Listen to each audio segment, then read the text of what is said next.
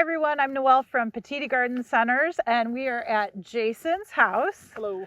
And folks, we are doing part 3 of our dahlia, planting dahlias, cutting dahlias, and now we are at harvesting. Putting them to bed. Yes, harvesting dahlias, putting them to bed. We have a lot of B-roll to show you a lot of different things. When you're normally harvesting tubers, you're harvesting after the first fall frost, where you'll see that dieback on the plant material.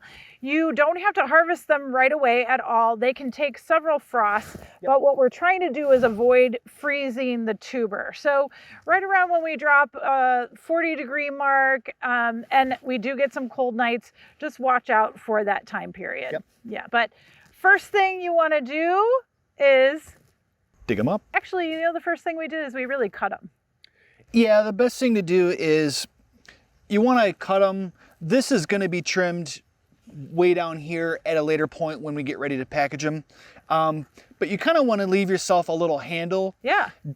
Dahlias, their tubers can be, you know, fairly something big like this, or you can get, you know, just something small like this. Yeah, absolutely. And this is kind of tall. You know, sometimes you can leave a 12-inch handle, because that's almost what this is. You can leave half this height, 6 to 4 inches.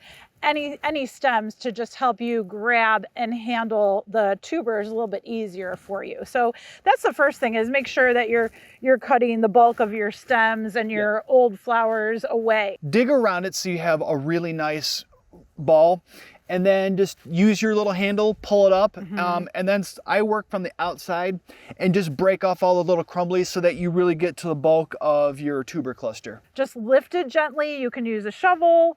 You can use, if you have a pitchfork, you can kind of lift them up with a fork. That's always nice to use. And they lift it out wonderfully, but of course your raised bed soil is we really re-amended it after last year. And sometimes when you're lifting them out, it's not a bad idea to quickly just sift through the existing hole that you made, because sometimes you have, you know, little babies that'll fall off that you can replant for next year. Absolutely. So you might have some tubers left in that soil. Absolutely. Okay, next part is really the cleaning. So we're going to tell you with you know, digging and cleaning and storing tubers, there's a lot of different methods out there. So whichever one works for you is great. Okay. Lots of times in Northeast Ohio, when we're digging tubers, it's fall, it can be wet. And so lots of times we'll just dig them out, try to brush off the soil as best we can, and then let them dry for about 24 to 48 hours. And then we can go in and we can start packing. Okay. This method is a little bit more, and we're going to show you again video, but this method is a little bit more intense, where you're washing them off or rinsing them. Okay. Lots of the Dahlia Society of Ohio, lots of different people will rinse the dahlia tubers in order to get all of that soil off, so you can see a little bit better what you're working with if you're dividing. Now, again, some of us divide in the fall, some of us divide in the spring when we uncover the tubers. So it just kind of depends what works for you. For Jason and I, fall is a better dividing time. The reason being is we have a little bit more time to do it than we do in the spring. And you can package them, you can divide them and then package them, as opposed to when you're taking them out of that package. A lot of times when that moisture is gone and, you know, they're still viable, but now you're trying to separate them, that stem and that cluster can be very hard to cut through, and you end up tearing a lot more than you would this time of year. Yeah, absolutely. So fall, we think, is a good time to divide. So needless to say, the tubers themselves, after you cut down the stem, you can keep your tuber clusters. Like Jason, you're going to keep a couple of them that have some nice big tubers on them, and he's just going to store them that way. Or you can divide them into, individual tubers. So they can be very small and thin. They can be kind of bulbous.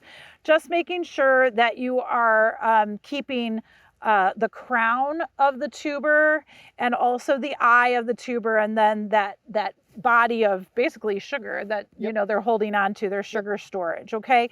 Making sure that you're removing roots and anything that's kind of been chewed up or marred or anything that's, you know, been damaged. So you want to remove that. And really the next part is treating them. So because they're a tuber and because you're storing them, there can be some fungal issues over the winter time with storage. So needless to say, it's always good to treat them with sulfur.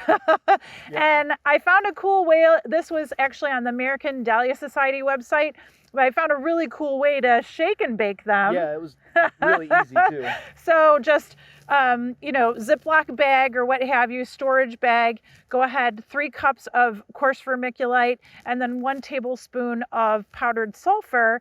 And then you go ahead and just throw your tubers in there. And you just shake them up, and then they're covered, and they kind of look like this when you're done. So they kind of have this whitish grayish look to them with a little bit of vermiculite on them.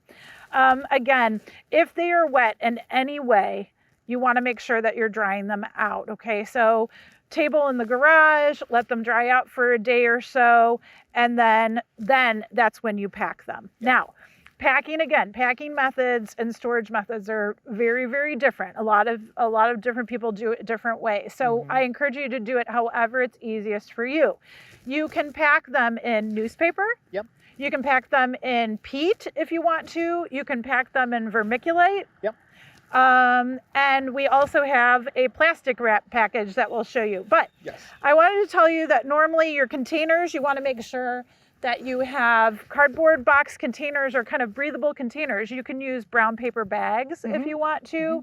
Some people put them in crates that they get bulbs in, just as long as it's breathing. It's not one of those things where you want to set it and forget it.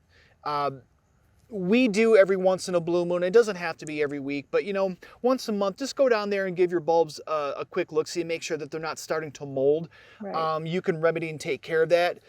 It's a lot easier to catch the problem earlier if you have it and then save the tubers, as opposed to you're getting ready to start them indoors early and all of a sudden they're all mush and you know they're not viable anymore. So it's kind of like one bad apple. So you want to make sure that if you do smell anything, that you go ahead and touch the tubers, make sure that they're still firm. And you'll find the squishy guys or the smelly guys pretty easily. Just remove them as quickly as you can and you'll be ready, and the rest of them will be okay. So boxing is great. Using dry materials, we always kind of say, you know, again, the peat moss, if you use peat moss, make sure it's dry. If it's newspaper, make sure it's dry. If vermiculite, make sure it's dry, because you just don't want to pack them into wet, soggy conditions, I guess is the best way to put it. The last part that I did find on, again, American Dahlia Society website was that they've had very good success in wrapping tubers in plastic wrap. And so it's just taking, you know, 4 or 5 tubers, flipping them, just covering them once with plastic wrap, kind of making a package. And so we did that. And I thought, if you don't have a lot of time or materials, you could just grab the plastic wrap. We took masking tape to label the tubers, and it was ready to go. Made the package, threw them in the box, labeled them, and just layered them up, and it all worked out. It's very quick. The other thing that I did want to mention to you all again is ideal storage temperature. So we're looking at anywhere between 40 to 50 degrees. Now, granted, we don't have root cellars, right? No. So it can be, a basement area, cooler side of the house. It can be in a heated garage as well. Just watch your temperatures out there. You just never want them to be freezing. Yeah, they don't, and that's part of the whole reason why you lift them up. They cannot take freezing temperatures. It destroys the complete structure of the tuber. And that keeps whether it is in the ground or in your garage. If your garage is unheated and it gets really cold and you have it near the garage door, you're going to do the same amount of damage whether it's in the ground or in the garage. Right, absolutely. So just be aware of that.